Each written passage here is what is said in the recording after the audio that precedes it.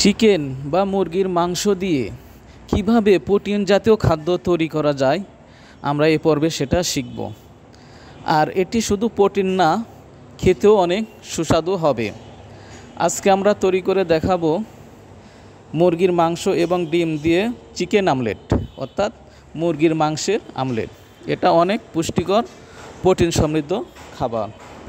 আমরা এখন শিখব এই চিকেন আমলেট কিভাবে তৈরি করা যায়।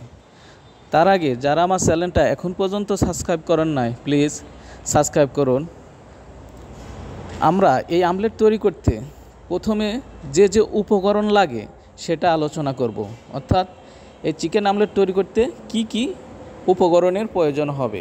যেমন মুরগির মাংস ব্লেন্ড করে নিন বা পিষে নিন আধা কাপ, এরপরে 4টি ডিম, পেঁয়াজ, রসুন, কাঁচা লঙ্কা বাটা, গোলমরিচ, লবণ স্বাদ অনুযায়ী, ধনে পাতা সামান্য।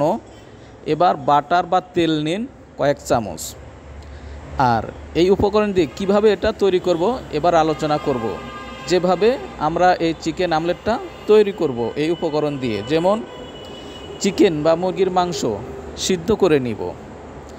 এরপরে প্যান বা কড়াইয়ে গরম তেলে পেঁয়াজ এবং রসুন ভেজে নিব এবং ওই প্যানেই সেই সিদ্ধ করা মাংস আমরা ঢেলে দিব।